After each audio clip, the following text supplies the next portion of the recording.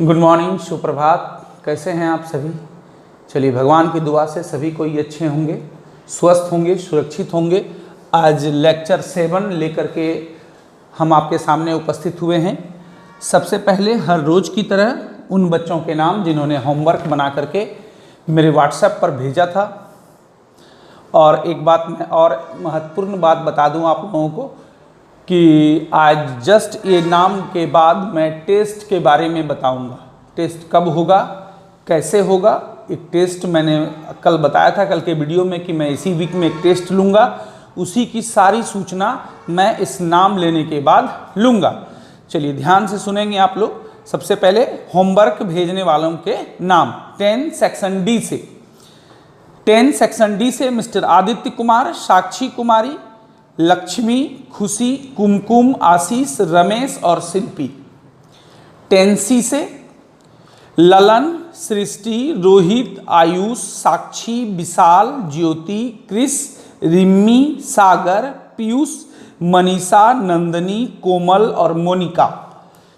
चलिए 10 बी से 10 section B Vishwajeet, Anshu, सुरुचि, सुजाला, अभिषेक, दुर्गेश, शिल्पी, खुशी, अमन, राजकुमार, निखिल, खुशी सेकेंड, राम कुबेर, शैलेश, प्रियांशु, सोहल, नेहा, हर्षकांत, पीयूष, सुगंधी, सर्वेश, अंकित और प्रीति। और 10 सेक्शन ए से हर्ष, बादल, शिवम, ग्रेसी, कोमल, शिवानी, सुमन, राजहंस, अनामिका, श्रेया, चंदा, किरण, अन्नू, अनुप्रिया, किशन, विवेक, राजन, अमरजीत, सौरभ, आरब, सुमित, प्रियांशु, अनुश्री, आदर्श और राज। तो बहुत सारे बच्चों ने होमवर्क भेजना शुरू कर दिया है। चलिए, बहुत अच्छी बात है। जो पहले नहीं भी भेजते थे, अब उन्होंने भी भेजना शुरू किया है। ये आपके हित में होगा और इसका क्या फ़ायदा होगा ये थोड़ा समय बाद आपको खुद ही पता चल जाएगा। तो आप लोग अब तैयार हो जाइए। जैसा कि हम बोले थे कि अब बताएंगे आपको कि टेस्ट के बारे में, जो कब होगा, कैसे होगा, कितने मार्क्स का होगा।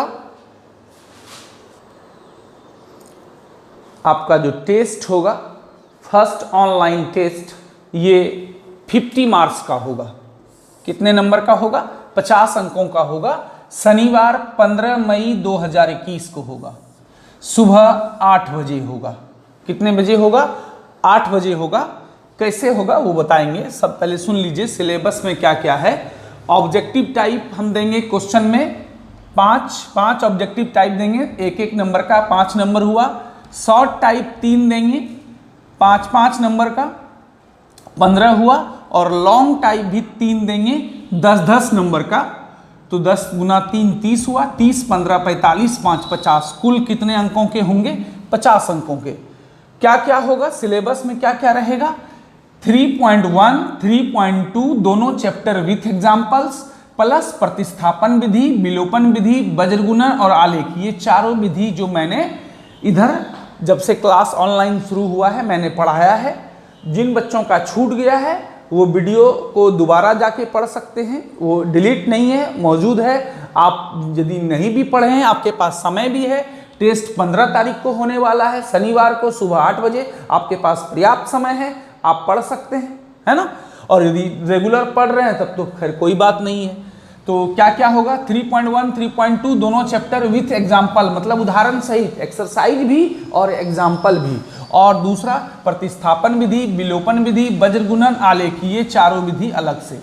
तो इतना का टेस्ट होगा 50 नंबर का। शनिवार को जिस दिन टेस्ट होगा, शनिवार को उस दिन ऑनलाइन क्लास नहीं होगा। तो 15 तारीख को 15/5/2021 8 बजे सुबह 50 नंबर का व्हाट्सएप के थ्रू टेस्ट होगा। कैसे होगा सुन लीजिए। अब उसके बारे में मैं जानकारी मौखिक तौर पर आप लोगों को दे देता हूं।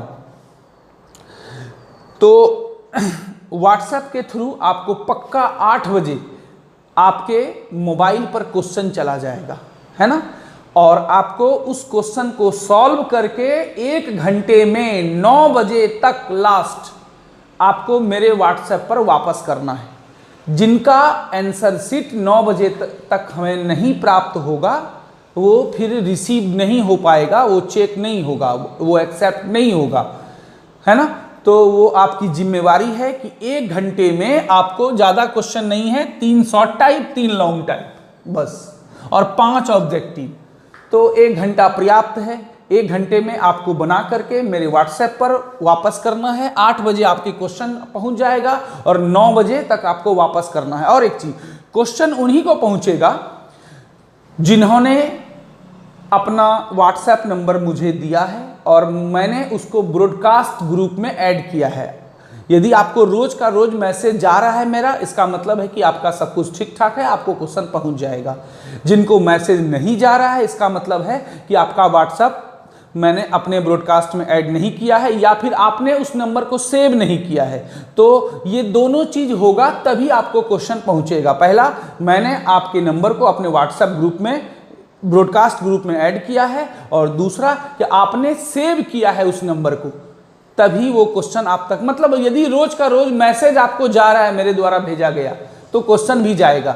यदि मैसेज नहीं जा रहा है तो आप हमसे बात कर लें, आज बात करके उसका सॉल्यूशन निकाल लें, ताकि शनिवार को आपको समय पर क्वेश्चन मिल जाए, है ना। तो ये दो बात हो गई। उसके बाद आपको जो टेस्ट देना है वो पीडीएफ में बना करके ही आंसर शीट आपको हमें भेजना है।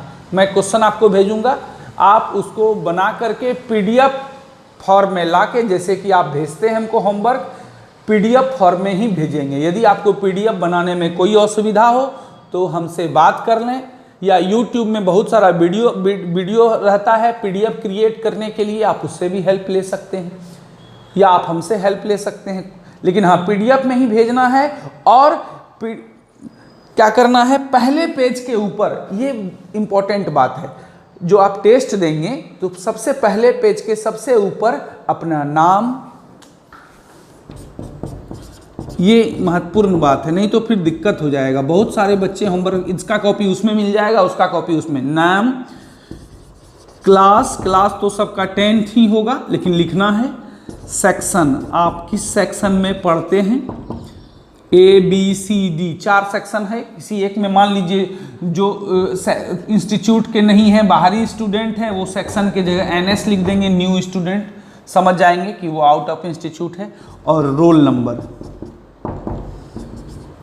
जो न्यू स्टूडेंट होंगे रोल नंबर में क्रॉस कर देंगे और सेक्शन में NS लिख देंगे, या जो इंस्टीट्यूट के होंगे वो सेक्शन लिख देंगे। मान लीजिए कोई सेक्शन C में पढ़ता है तो C, रोल नंबर 1 2 3 123 है तो रोल नंबर 123, क्लास 10th हो गया, और नाम अपना यहाँ पर नाम लिख देंगे। ये 4 चीज पहले पेज के ऊपर, सबसे ऊपर लिखना अति आवश्यक है, तो ये चीज ध्यान रखेंगे।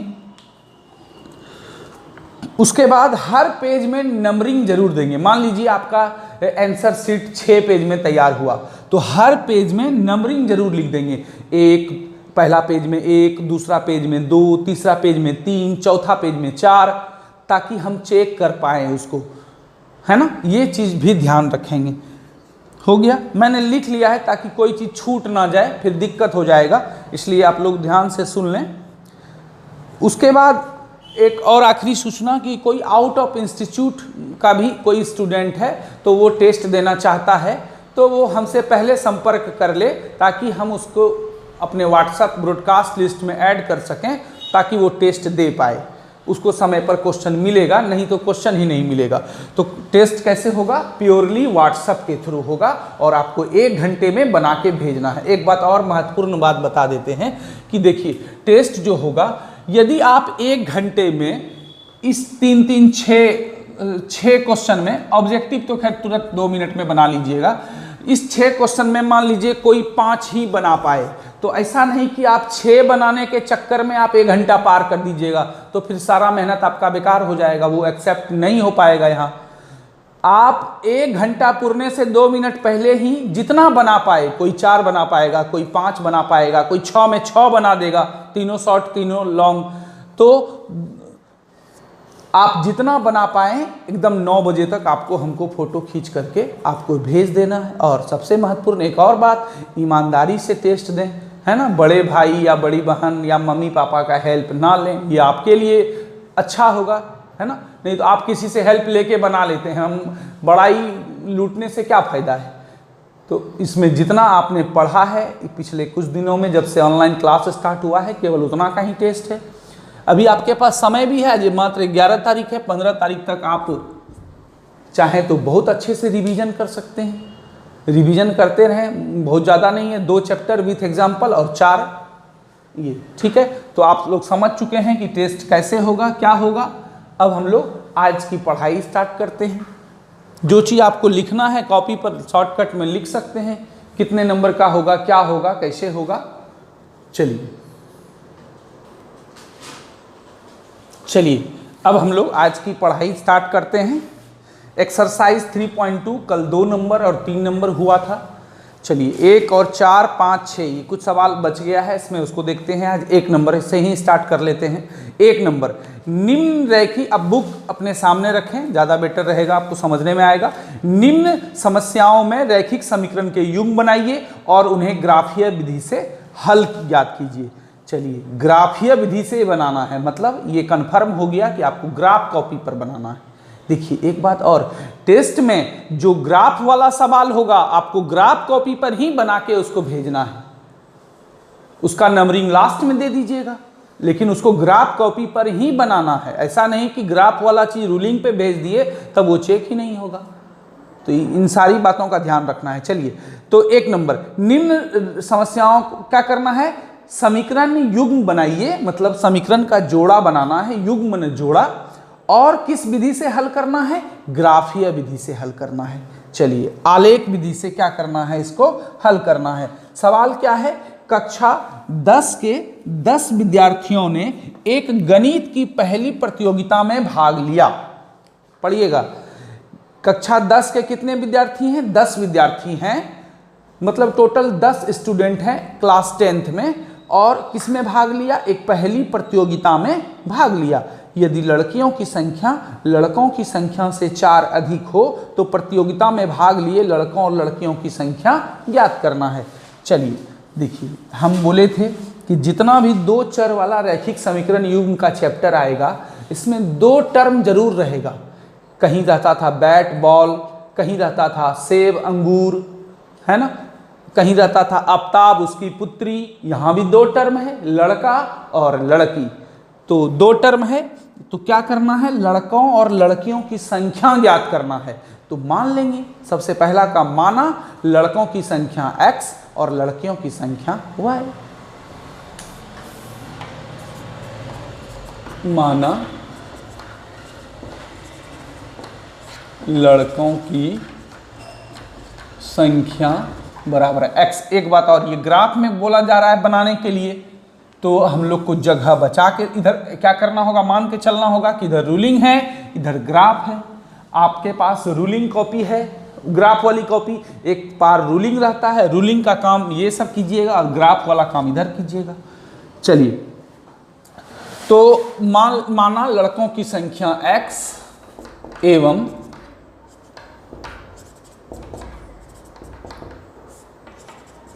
लड़कियों की संख्या बराबर y।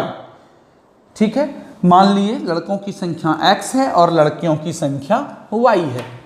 प्रश्नानुसार, प्रश्न से देखिए सबसे पहला लाइन है, फिर से सवाल को पढ़िए। देखिए जब कोई सवाल में दिक्कत हो या प्रॉब्लम हो तो सबसे अच्छा तरीका क्या है, जब मैं भी पढ़ता था 9th-10th में तो मुझे भी सर ने ही बताया था और वो बहुत ही कारगर हुआ था। क्या, एक सवाल को आप रुक करके 2 बार 3 बार 4 बार 5 बार तब तक पढ़िए जब तक कि सारी बात आपको समझ में ना आ जाए। मेरा दावा है कि आप सवाल समझ जाएंगे, और जब समझ जाएंगे तो बना भी लेंगे।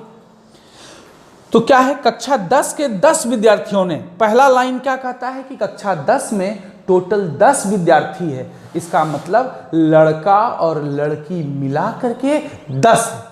लड़का और लड़की मिला के कितना है, 10 है। इसका मतलब लड़का का संख्या क्या माने हैं, x माने हैं, और लड़कियों की संख्या क्या माने हैं, y। x + y = 10। देखिए पहला लाइन पढ़े, एक इक्वेशन बन गया, है ना। आपको कितना इक्वेशन बनाना है, 2। जब 2 बन गया तब तो फिर ग्राफ विधि से आप हल कर ही लेंगे आराम से। तो टोटल नंबर ऑफ स्टूडेंट कितना है 10, इसका मतलब लड़का प्लस लड़की दोनों मिला के 10। अब आ जाइए पुनः प्रश्न से, पुनः प्रश्न अनुसार या प्रश्न से। पहली प्रतियोगिता में भाग लिया, मतलब टोटल 10 स्टूडेंट है, x + y = 10। अब देखिए दूसरा लाइन, यदि लड़कियों की संख्या लड़कों से 4 अधिक है, कहा जा रहा है कि लड़की की संख्या जो है वो लड़का से 4 ज़्यादा है, लड़की की संख्या ज़्यादा है और लड़का का संख्या कम है। तो लड़कियों की संख्या हम क्या माने थे, x y माने थे। क्या पहले किसका जिक्र है, लड़कियों का, उसको बाएं तरफ में रखिए। जिसका जिक्र पहले हो उसको बाएं तरफ में रखिए, सुविधा होगा। तो लड़कियों की संख्या बराबर लड़कों की संख्या से 4 अधिक, अधिक मतलब +4, है ना, सिंपल सा बात है। यदि कहता कि लड़कियों की संख्या क्या मान है y, लड़कों से 4 कम है, तो लड़कियों की संख्या बराबर लड़कों की संख्या -4। कम का मतलब माइनस और अधिक का मतलब प्लस। तो इस सवाल में कितना अधिक कहा जा रहा है, 4 अधिक।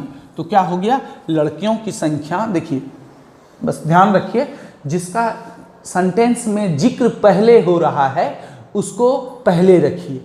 तो पहले रखिए मतलब पहले मतलब बाएं तरफ में। तो किसका जिक्र हो रहा था, लाइन को फिर से पढ़िए, यदि लड़कियों की संख्या, लड़कियों का जिक्र पहले हो रहा था, इसको बाएं तरफ में रखेंगे।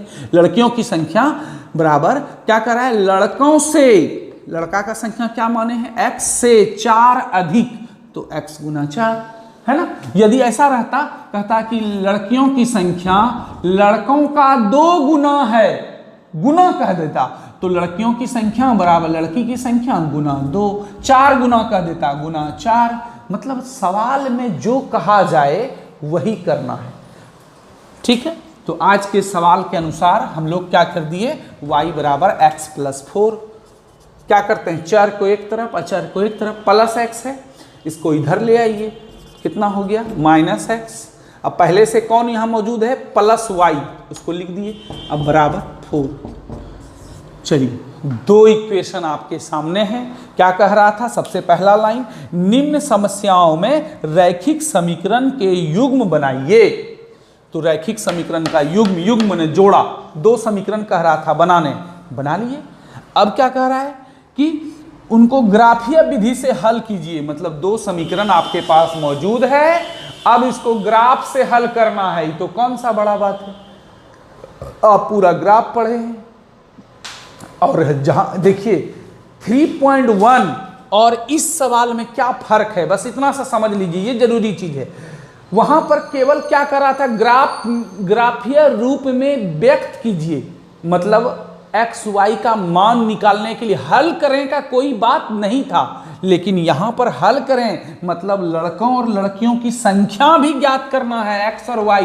तो यहां पर क्या करेंगे, जहां पर दोनों ग्राफ कटेगा वही आंसर होगा, है ना। तो वो आंसर भी निकालना पड़ेगा, मतलब x और y का खाली ग्राफ खींच के छोड़ना नहीं है, x और y का आंसर भी निकालना है। देखिए तो वही तरीका, फॉर लिखिए या फ्रॉम लिखिए।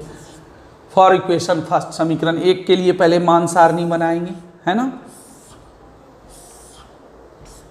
आप जानते हैं क्या करते हैं ग्राफीय विधि से हल करने, छोटा छोटा लिखिएगा ताकि आपके ग्राफ के पीछे वाले पेज में रूलिंग में सारा बहुत चीज़ लिखना बाकी है। फॉर इक्वेशन सेकेंड, फिर इक्वेशन सेकेंड के लिए मान सारणी बनाइएगा। ये सब चीज़ हम आपको आज नहीं बताएंगे, बहुत बड़ा बड़ा ग्राफ हम लोग बनाए हैं, उसके सामने ये कुछ नहीं है, है ना।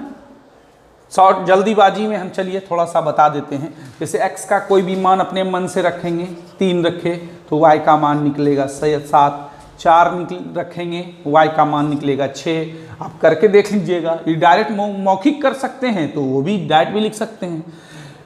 जैसे x का मान रखे हम 6 तो y का मान निकलेगा कितना, 4, है ना। उसी तरह आप रफ में कर सकते हैं। समीकरण 2 के लिए भी मान सारणी, x का मान कुछ भी मान लेते हैं, मान लीजिए 1 मान लिए, एक मान लिए, पहले से माइनस यहाँ पर है, उस पार जाएगा तो 4, अब -1 उधर गया तो +1 हो जाएगा, 5 हो जाएगा। मान लीजिए 2 रखेंगे तो -2 जब उधर जाएगा तो +2 हो जाएगा, है ना। तो क्या हो जाएगा, 4 + 2 6 हो जाएगा। 3 रखेंगे, जब उधर जाएगा क्या हो जाएगा, 7, है ना। देखिए एक बात तो कन्फर्म है, जो कॉमन हो जाए समझ जाइए कि वही आंसर होगा। 3 7 3 7 कॉमन है ना, यहीं कटेगा ग्राफ। अब क्या करना है, अब आप इसको ग्राफ खींचना है। ग्राफ खींचने आप जानते हैं, हम उतना आज बताएंगे नहीं आपको, बोलते हैं बताएंगे नहीं और फिर बता देते हैं। चलिए शॉर्टकट में आप लोग क्या कीजिए, ग्राफ बनाइए इसको अपने से पहले। चलिए अब आपको क्या करना है, इसी तरह से ग्राफ कॉपी में 2 लाइन खींचना है, x अक्ष y अक्ष जानते हैं।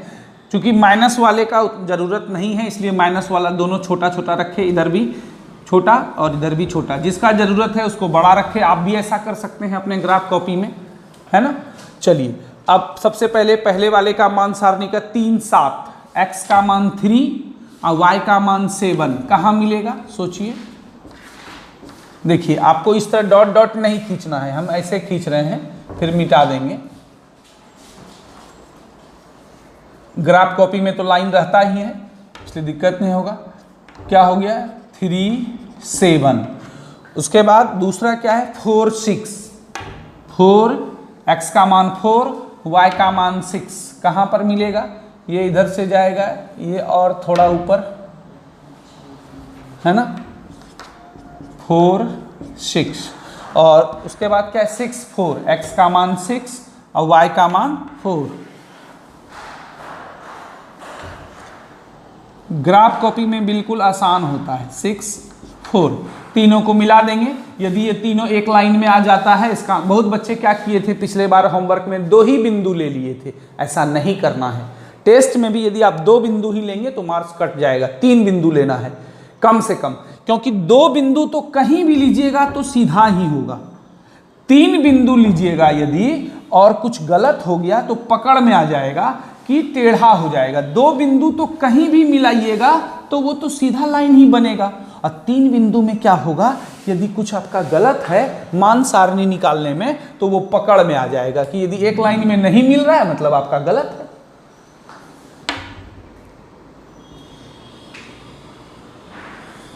तीनों एक लाइन में है। और एक बात देखिए, जैसे जैसे याद आता जाता है मैं बता देता हूँ, है ना। कोई कंप्यूटर तो हूँ नहीं कि सारी बातें याद रहेंगी।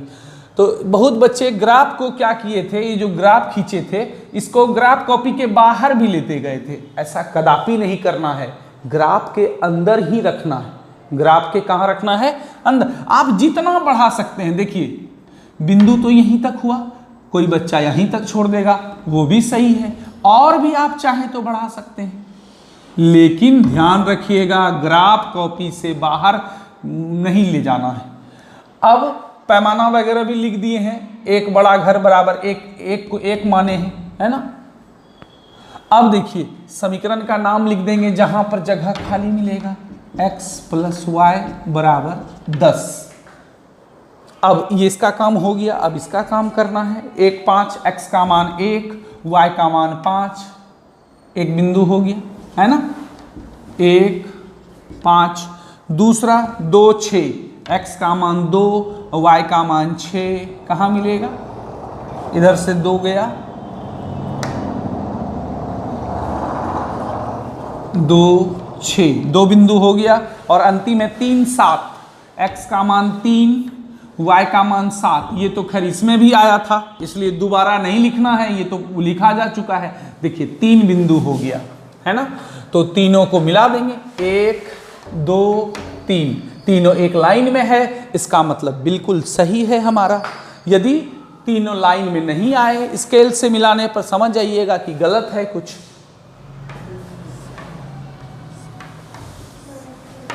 जितना बढ़ा सकते हैं आप, कोई दिक्कत नहीं है, केवल ग्राफ कॉपी से बाहर नहीं ले जाना है ना। समीकरण क्या था, जहां जगह खाली मिले लिख दीजिए, -x + y = 4, है ना। देखिए ग्राफ रेडी। कहां पर कटा? 3 7। 3.1 में क्या करते थे हम लोग? केवल ग्राफ खींच के लिख देते थे कि दोनों समीकरण का आलेख कैसा है? प्रतिच्छेदी है। लेकिन यहां ऐसा काम नहीं चलेगा। यहां पर क्या कह रहा है? सवाल को पढ़िए, अंतिम लाइन, कि प्रतियोगिता में भाग लिए लड़कों और लड़कियों की संख्या भी ज्ञात करना है। मतलब एक्स वाई का मान निकालना है। तो एक्स वाई का मान निकालना है, तो मान निकल चुका है, अब लिखना है। केवल इसी रूलिंग वाले पेज में ही हटाना है आपको। थोड़ा छोटा लिख दीजिए, लेकिन हटाना है रूलिंग वाले पेज में ही।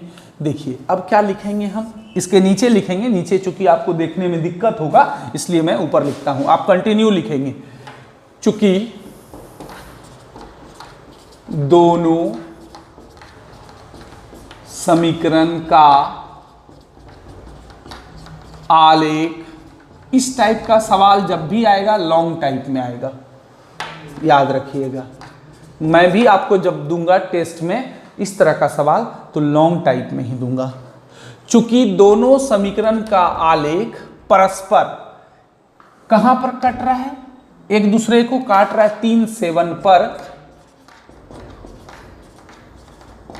प्रतिच्छेद कर रहा है, मतलब काट रहा है। इसलिए x बराबर 3, y बराबर 7, है ना? अभी भी ये कंप्लीट नहीं हुआ है, एक लाइन और। क्या कर रहा है? भाग लिए लड़कों और लड़कियों की संख्या ज्ञात कीजिए। अतः अंतिम लाइन, अतः लड़कों की संख्या बराबर 3 एवं x किसको माने थे? लड़कों की संख्या को, और y किसको माने थे? लड़कियों की संख्या को। अतः लड़कों की संख्या 3 एवं लड़कियों की संख्या बराबर 7। ये फाइनल आंसर हुआ, यही निकालना था, है ना? युग्म बनाना था, मतलब समीकरण का जोड़ा बनाना था। 2 समीकरण, युग्म का मतलब जोड़ा। उसके बाद ग्राफ खींचना था और उसके बाद देखना था कहां पर कटेगा। जहां कटेगा वही आंसर हुआ। पहला मान x का और दूसरा मान y का, उल्टा नहीं कीजिएगा। तो x बराबर 3, y बराबर 7, है ना? देखिए अब एक आत्मसंतुष्टि बहुत बड़ा चीज होता है, उस पर थोड़ा सा हम लोग बात कर लेते हैं। 1 मिनट आपका समय लेंगे। क्या कर रहा है कि पहला लाइन था सवाल में, ध्यान से सुनिए, कि लड़कों और लड़कियों की संख्या मिला के कुल विद्यार्थी 10 था। देखिए 10 आया, 3 जोड़ 7 10, है ना? देखिए पहला लाइन मिल गया। कुल विद्यार्थी कितना था उस प्रतियोगिता में भाग लेने वाला? 10। तो 3 लड़की, 3 लड़का और 7 लड़की, तो 10 हुआ ना? पहला लाइन सही है। अब दूसरा लाइन क्या कह रहा था? लड़कियों की संख्या लड़का से 4 अधिक है। तो देखिए लड़कियों की संख्या 7 है और लड़का का संख्या 3 है, तो लड़की की संख्या लड़का से 4 ज्यादा है ना? 3 से 4 ज्यादा है 7। तो दोनों बात मिल गया हमारे आंसर से। कुल नंबर ऑफ स्टूडेंट कितना है? 10, और लड़की लड़का से कितना ज्यादा है? 4 ज्यादा है। तो दोनों ही बात को ये सेटिस्फाई कर रहा है। इसका मतलब हमारा आंसर बिल्कुल बिल्कुल सत्य है, सही है ना? तो इससे आपको संतुष्टि मिलेगी कि चलिए हमारा मेहनत सफल हुआ। कुल विद्यार्थी कितना है? 10 है और लड़कियों की संख्या लड़कों से 4 अधिक है। इसको उतार लीजिए, या तो स्क्रीनशॉट ले करके या वीडियो को पॉज करके भी आप उतार सकते हैं। अब हम लोग देखते हैं पहला नंबर का दूसरा सवाल। सवाल क्या है? 5 पेंसिल तथा 7 कलम का कुल मूल्य 50 रुपया है और 7 पेंसिल और 5 कलम का मूल्य 46 रुपया है। तो एक पेंसिल और का मूल्य और एक कलम का मूल्य ज्ञात करना है। देखिए इसमें भी 2 चीज है। फिर देखिए 2 टर्म आया ना, पेंसिल कलम, आना ही है। नहीं आएगा तो x और y हम मानेंगे कैसे?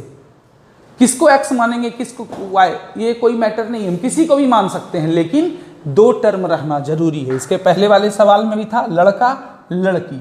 देखिए पहले क्या बोल रहा है कि 5 पेंसिल प्लस 7 कलम का कुल मूल्य कितना रुपया है? 50 रुपया। पहला इक्वेशन हम इससे बना लेंगे। दूसरे स्थिति में क्या है 7 पेंसिल, मतलब पेंसिल ज्यादा और कलम कम, 5 कलम का कुल मूल्य कितना रुपया है? 46 रुपया है। एक इक्वेशन इससे बनेगा, एक इक्वेशन इससे बनेगा, वो तो बाद में बनाएंगे, पहले मानेंगे क्या? सोचिए, वही 2 टर्म है, एक को x मान लेंगे, एक को y। किसका किसका मूल्य निकालना है? आप ये देखिए क्या निकालना है, पेंसिल का मूल्य, कलम का मूल्य। तो पेंसिल का मूल्य x मान लेंगे, कलम का मूल्य y मान लेंगे।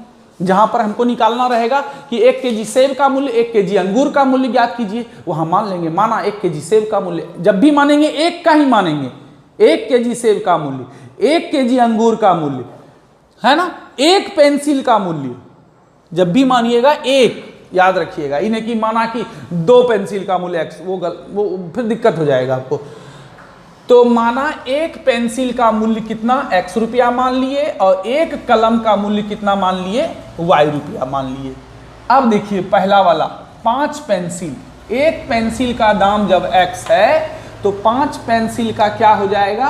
5 गुना x, या डायरेक्ट भी आप लिख सकते हैं 5x, कोई बात नहीं है, प्लस 7 कलम, 1 कलम का मूल्य है y, तो 7 कलम का मूल्य कितना हो जाएगा? 7 गुना y।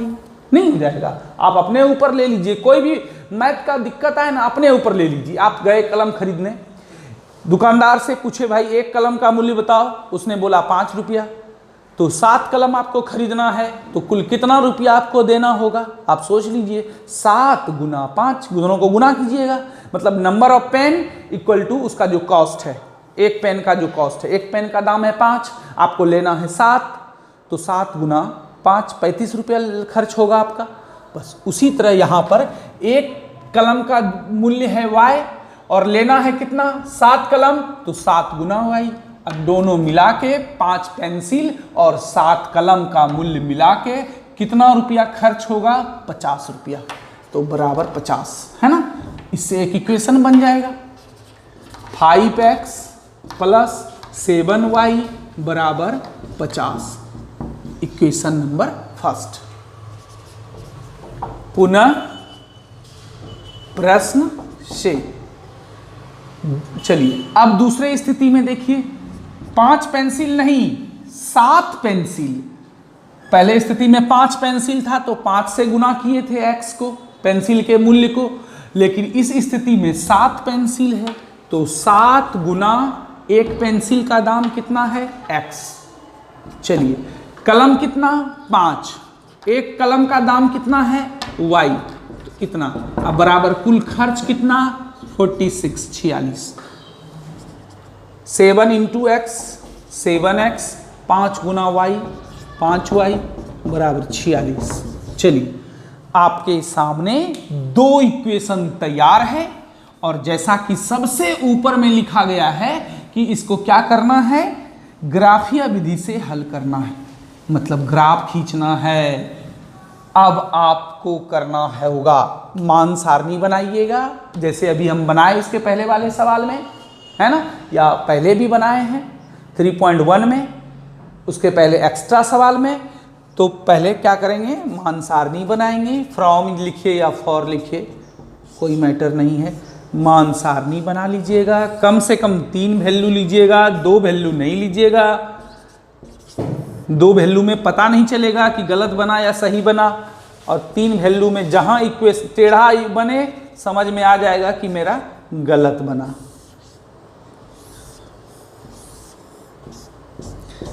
मान सारणी एक बार समीकरण 1 के लिए x का कोई मान रखते जाइएगा, y का मान भरते जाइएगा, और प्रयास कीजिएगा कि ऐसा मान लें कि दशमलव या बटे का प्रॉब्लम ना आए तो ज़्यादा अच्छा रहेगा, है ना।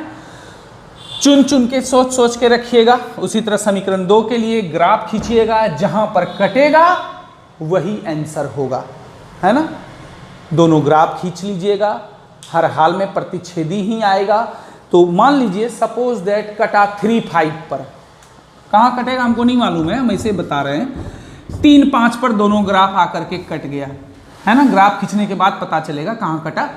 तो पहला मान हो जाएगा, पहला 3 हो जाएगा 1 पेंसिल का मूल्य, और 5 हो जाएगा 1 कलम का मूल्य। लास्ट में लिख दीजिएगा, जैसा कि इसके पहले वाले सवाल में लिखे थे, है ना, सेम उसी तरह से। अतः एक जैसे 3 5 पे कटा दोनों ग्राफ, तो एक पेंसिल का मूल्य 3 रुपया और दूसरा y बराबर 5, तो अतः एक कलम का मूल्य 5 रुपया। वो फाइनल आंसर हो जाएगा। वो सारा काम इस पे रूलिंग पे छोटा छोटा लिख के हटाना है पूरा आपको इसमें, और ग्राफ खींचिएगा, इसमें पैमाना लिखना होगा। ग्राफ जब भी बनाइएगा ग्राफ कॉपी पर बनाइएगा और पेंसिल से बनाइएगा, ध्यान रखिएगा। इधर वाला काम आप रूलिंग या पेंसिल किसी से भी कर सकते हैं, लेकिन इधर वाला काम, ग्राफ वाला काम केवल पेंसिल से करना है, ग्राफ कॉपी पर करना है, रूलिंग पर नहीं करना है। चलिए, तो इसको आपको खुद बनाना है। हम मान सारणी हम दोनों इक्वेशन बना दिए हैं, बाकी आगे का काम कैसे करना है, क्या करना है, शायद आप समझ चुके होंगे। इसको वीडियो को पॉज करके उतार लीजिए या स्क्रीनशॉट लेके। चलिए अब 4 नंबर का सवाल देखते हैं। 1 हो गया, 2 और 3 कल हो गया था, और आज 4 नंबर इसी चैप्टर का एक्सरसाइज 3.2 का ही। देखिए ये भी ग्राफ वाला ही सवाल है। 4 में 4 सवाल है। चौथे नंबर में क्या कह रहा है कि निम्न रैखिक समीकरण के युग्म में से कौन से युग्म संगत ऑब्लिग असंगत हैं। बस वो देखिए, संगत असंगत वाला आप लोग बनाए थे 3 नंबर में, उसी तरह इसको चेक करना है पहले कि संगत है या असंगत है, पहले चेक करना है। उसके बाद यदि संगत है, यदि क्या है, संगत है, तो किस विधि से हल करना है, इसको ग्राफीय विधि से। मतलब यदि असंगत आएगा तो छोड़ देना है। चलिए आप लोग समझ गए होंगे हम क्या बोल रहे थे, कि पहले क्या करना है कि इसको चेक करना है कि संगत है या असंगत है। कैसे चेक करते हैं, a1/a2 निकाल के b1/b2 आप जान रहे हैं, 3 नंबर में आपने बनाया है परसों के होमवर्क में, 2 दिन पहले के होमवर्क में, है ना। उसके बाद जो कह रहा है वो महत्वपूर्ण है। यदि संगत है, मतलब संगत वाला 2 ठो होता है, एक आश्रित वाला, एक अविरोधी वाला। इन दोनों में से यदि कोई एक है तो ग्राफ खींचना है, अन्यथा यदि असंगत आ जाए, वो विरोधी वाला जो है 3 नंबर, तब उसमें आलेख खींचना ही नहीं है, मतलब आलेख विधि से हल नहीं करना है। 2 टाइप में आपको ग्राफ खींचना पड़ेगा। चलिए तो पहले चेक करते हैं। चेक करने के पहले हम लोग क्या करते हैं कि x + y + 5 को इधर बुला लीजिए, -5 2x + 2y + 10 को भी इधर बुला लीजिए, -10 इधर बुलाएंगे अचर पद को, तभी ना a1 b1 c1 a2 b2 c2 निकालेंगे। तो चलिए नाउ a1 x का पहला समीकरण ये हो गया, दूसरा समीकरण ये हो गया। तो x का गुणज 1 है, a1 बराबर 1, b1 बराबर भी 1, c1 बराबर -5। दूसरा इक्वेशन में x का गुणज a2 कहलाता है, अब जान चुके हैं। y का गुणज b2 बराबर 2, और अंत में c2 बराबर -10। अब क्या करेंगे, संगत असंगत जानने के लिए हम लोग a1/a2 निकालेंगे, 1/2। a1 का मान 1, a2 का मान 2 हो गया। कटना उठना तो एकदम सिंपल रूप में है। अब b1/b2 निकालेंगे, b1 कितना है, 1/2। चलिए ये भी हो गया। अब आखिरी में c1/c2 कितना है, -5 है c1 का मान, और c2 है -10। माइनस माइनस कट गया, 5 से 10 कट रहा है, 5 से 1 बार में, 5 से 2 बार में, मतलब 1/2। देखिए ये क्या हुआ, तीनों बराबर हुआ। a1/a2, यह भी 1/2, यह भी 1/2, यह भी 1/2, मतलब तीनों बराबर है। यदि तीनों अलग अलग आता तो इसका मतलब नॉट इक्वल टू ये वाला चिन्ह लगता, बराबर है तो इक्वल टू का चिन्ह लगेगा। a1/a2 equal to b1/b2 equal to c1/c2, तीनों 1/2 1/2 1/2 आया है ना। अतः समीकरण कैसा है, आश्रित आप लोग कंडीशन हम बोले थे याद कर लीजिएगा, आपको एग्जाम में भी जो सैटरडे को टेस्ट होगा उसमें भी हेल्प होगा। आप चीटिंग करके टेस्ट नहीं दीजिएगा, रिक्वेस्ट है आपसे, है ना, और हमें विश्वास है कि आप ऐसा नहीं करेंगे। चलिए, अतः समीकरण क्या है? आश्रित एवं संगत है। देखिए ये भी संगत है, हैं? और जो ये वाला आएगा तीनों नॉट इक्वल टू वाला, वो भी संगत होता है, हैं? तो ये भी संगत। असंगत कौन सा होता है? ये वाला, इसी में लिख देते हैं। जब पहला दोनों इक्वल टू हो और अंतिम दोनों नॉट इक्वल टू हो, तब ये असंगत होता है, याद रखिएगा। तो ये तो संगत हो गया, इसका मतलब आपका काम बढ़ गया। काम क्या हो गया? बढ़ गया। अब इसको ग्राफ खींचना है, और ये तो निश्चित है कि जब आश्रित है इसका मतलब इसका आलेख संपाती आएगा, है ना, मतलब दोनों ग्राफ एक ही लाइन पर आएगा, ये तो फिक्स है। ये तो आप कंडीशन में मैंने आपको लिखाया है, आप देख लेंगे। तो लेकिन हाँ, ग्राफ खींचना पड़ेगा, इसका अनगिनत हल होता है। आश्रित वाले का कितना हल होता है? तो आप लोग क्या करेंगे कि रूलिंग पर ही छोटा छोटा लिखेंगे। अब मान सारणी बनाएंगे, दो इसका मान सारणी बना लेंगे। आप वीडियो को पॉज करके इसको उतार सकते हैं या स्क्रीनशॉट ले करके। अब इसका क्या काम होगा? मान सारणी बनेगा। क्या बनेगा? मान सारणी, जैसा कि ग्राफ खींचने में जरूरी होता है। आप जानते हैं बहुत सारा ग्राफ आप खींच चुके हैं पिछले 10 दिनों से।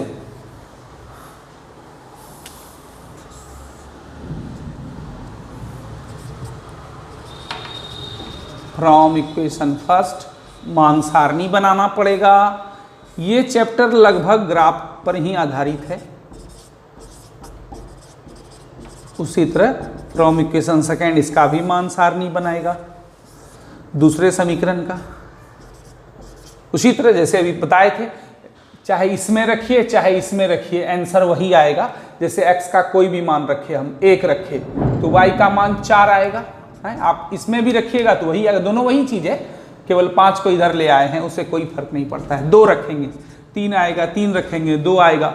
उसी तरह दूसरे समीकरण में भी आपको रखना है ना, 3 मान, चाहे सेम रख सकते हैं या अलग भी रख सकते हैं, आपकी मर्जी। उसके बाद ग्राफ खींचेंगे, है ना, ग्राफ खींच लीजिएगा।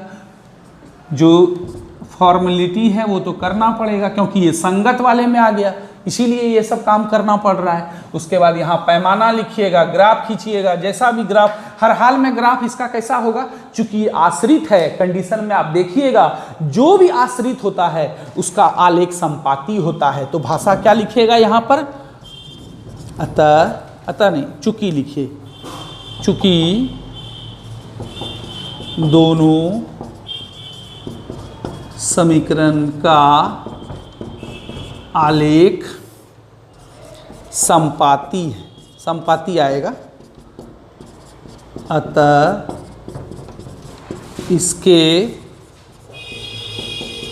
अनगिनत हल संभव हैं। जब अनगिनत है तो निकालने की आवश्यकता नहीं है, केवल निकालना है किसका? प्रतिच्छेदी वाले का। उसमें हल करें कह रहा है तो एक्स वाई का मान भी निकालना है। मतलब निकालना क्या है? जहां कटेगा वही आंसर हो गया।